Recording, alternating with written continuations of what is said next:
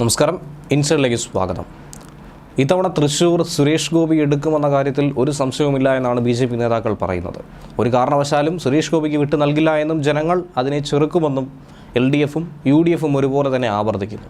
പക്ഷേ ഈ ഘട്ടത്തിൽ സുരേഷ് ഗോപിയെക്കുറിച്ച് തുറന്നു പറയുകയാണ് സിനിമാ മേഖലയിൽ നിന്നുള്ള ചിലർ. വരുന്ന ലോക്സഭാ തിരഞ്ഞെടുപ്പിൽ തൃശ്ശൂരിൽ നിന്നും സുരേഷ് ഗോപി ജയിക്കുമെന്ന് തുറന്നു പറഞ്ഞത് ബിഗ് ബോസ് മലയാളം വിജയും സംവിധായകനും കൂടിയായിട്ടുള്ള അഖിൽ മാരാരായിരുന്നു. എന്നാൽ എന്തിനാണ് താൻ അങ്ങനെ പറഞ്ഞതെന്നും അതിൻ്റെ വിശദീകരണം കൂടിയാണ് ഇപ്പോൾ വ്യക്തമാക്കുന്നത്.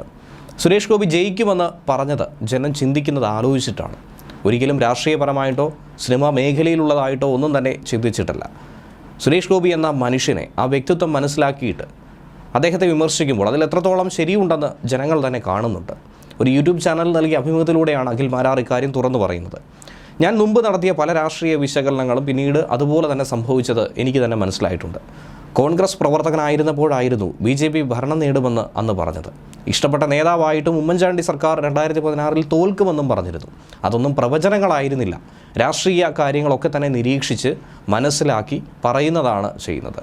അതൊക്കെ തന്നെ ശരിയാവുന്നു. ആമുഖമായി ഇക്കാര്യം പറഞ്ഞത് സുരേഷ് ഗോപിയുടെ കാര്യത്തിലേക്ക് വ്യക്തത വരുത്താൻ വേണ്ടിയിട്ടാണ്. സുരേഷ് ഗോപി ജയിക്കുമെന്ന് ഞാൻ പറഞ്ഞത് BJPയുടെ പ്രവർത്തനം കണ്ടിട്ടൊന്നുമല്ല. സുരേഷ് ഗോപി അവിടെ നടത്തുന്ന പ്രവർത്തനം കണ്ടിട്ടുമല്ല. ജനം എപ്പോഴും ചിന്തിക്കുന്നത് ആലോചിച്ചിട്ടാണ്. സുരേഷ് ഏട്ടനെ വിമർശിക്കുമ്പോൾ അതിലെത്രത്തോളം ശരിയുണ്ടെന്ന് കാണുന്നവരാണ് പൊതുജനം. ചില കാര്യങ്ങൾ വക്രീകരിച്ച് അദ്ദേഹത്തെ അറ്റാക്ക് ചെയ്യുമ്പോൾ ജനം അദ്ദേഹത്തിനൊപ്പം മാത്രമാണ് നിൽക്കുന്നത്. സുരേഷ് ഗോപിയുമായി വലിയ പേഴ്സണൽ ബന്ധമൊന്നും തനിക്കില്ല എന്നും അഖിൽ മാരാർ ഇതോടൊപ്പം തന്നെ കൂട്ടിച്ചേർക്കുന്നുണ്ട്.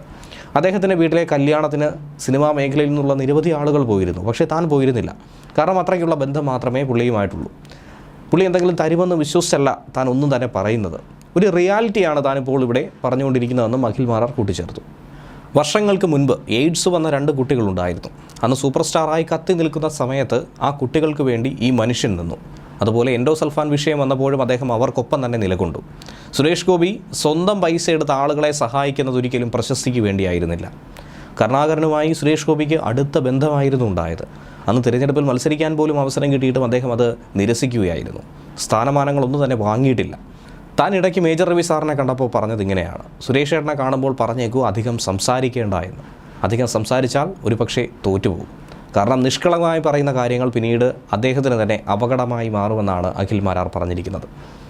നേരത്തെ തന്നെ സുരേഷ് ഗോപി പറഞ്ഞ പല വിഷയങ്ങളും അദ്ദേഹത്തിനെതിരെ ആയുധമാക്കി പ്രതിപക്ഷവും മറ്റ് മാധ്യമങ്ങളും മുന്നിൽ കൊണ്ടുവന്നത് നമുക്ക് എവർക്കും അറിയാവുന്നതാണ്. അതുദ്ദേശിച്ചാണ് അഖിൽ മാരാർ ഇക്കാര്യം വ്യക്തമാക്കുന്നത്. ഉറപ്പായും സുരേഷ് ഗോപി തൃശ്ശൂരിൽ ജയിക്കുമെന്ന് തന്നെയാണ് അഖിൽ മാരാർ അടിവരയിട്ട് പറയുന്നത്. മതേതര ബോധമുണ്ടെന്ന് പറഞ്ഞ് നടക്കുന്ന കമ്മ്യൂണിസ്റ്റുകാർ കണ്ണിൽ കണ്ട മതജാതി സംഘടനകളുടെ തിണ്ണ നിരങ്ങുന്നത് എന്തിനാണെന്നുള്ള ചോദ്യവും അദ്ദേഹം അന്ന് ചോദിച്ചിരുന്നു. നാണവും മാനവും അഭിമാനവും ഇല്ലാതെ ജാതി സംഘടനാ നേതാക്കളുടെ തിണ്ണയിൽ പോയി നിരങ്ങുകയും പള്ളിയിൽ പോയി കുർബാന കൂടുകയും മുസ്ലിം നേതാക്കളുടെയും അരികിൽ പോയിട്ട് സുരേഷ് ഗോപി പള്ളിയിൽ കിരീടം കൊടുക്കുന്നത് രാഷ്ട്രീയത്തിന് വേണ്ടിയാണെന്ന് പറയുന്നതിൽ എന്തെങ്കിലും അർത്ഥമുണ്ടോ എന്നായിരുന്നു അദ്ദേഹം അന്ന് ചോദിച്ചത്. സുരേഷ് ഗോപി സഹായങ്ങൾ ചെയ്യുന്നത് രാഷ്ട്രീയത്തിന് വേണ്ടിയാണെന്ന് ചിലർ പറയുന്നു. ഞാനും സുരേഷ് ഗോപിയും തമ്മിൽ ഒരു അടുപ്പവുമില്ല. പക്ഷേ ഈ മനുഷ്യൻ എത്രയോ വർഷങ്ങൾക്ക് മുൻപ് ബെൻസനും ബെൻസിയും എന്ന എയ്ഡ്സ് പിടിപെട്ട കുട്ടികൾക്ക് വേണ്ടി ഇടപെട്ടത് എന്തെങ്കിലും പ്രശസ്തിക്ക് വേണ്ടിയായിരുന്നു. കാസർഗോഡ് എൻഡോസൾഫാൻ വിഷയത്തിൽ ഇടപെട്ടത് ഏതെങ്കിലും ആവശ്യത്തിന് വേണ്ടിയായിരുന്നു. മലയാള സിനിമയിൽ ബുദ്ധിമുട്ട് അനുഭവിക്കുന്ന മനുഷ്യർക്ക് ഒരാൾ പോലും അറിയാതെ സഹായങ്ങൾ സുരേഷ് ഗോപി ചെയ്തത് തിരഞ്ഞെടുപ്പ് ജയിക്കാനാണോ? സിനിമയിൽ വലിയ തുക സുരേഷ് ഗോപി ഇപ്പോൾ വാങ്ങുന്നുണ്ട്. 5 കോടിയോ 6 കോടിയോ ഒക്കെ തന്നെ അദ്ദേഹം വാങ്ങിയാൽ 2 കോടി ചിലവിനെടുത്തിട്ട് ബാക്കി കൊണ്ട് ജനങ്ങളെ സഹായിക്കുകയാണ് ചെയ്യുന്നത്.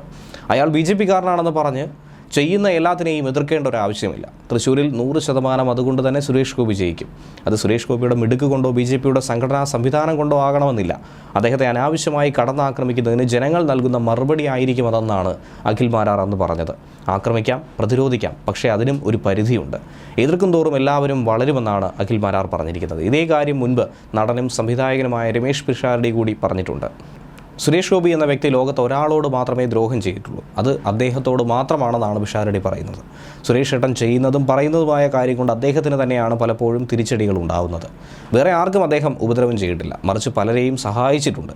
എൻ്റെ പടമൊക്കെ ഇറങ്ങുന്ന സമയത്തും മിമിക്രി സംഘടനയിലും എല്ലാം സുരേഷ് ഗോപി ചേട്ടൻ ഒരുപാട് സഹായിച്ചു. രാഷ്ട്രീയം ഓരോരുത്തരുടെയും വിശ്വാസമാണ്. അതും വ്യക്തിത്വവും കൂട്ടിക്കുഴയ്ക്കാനായി കഴിയില്ല.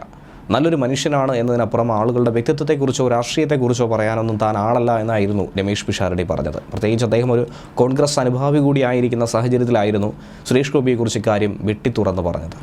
ന്യൂസ് ഡെസ്ക് മലയാളി വാർത്ത ഇൻസൈഡ്.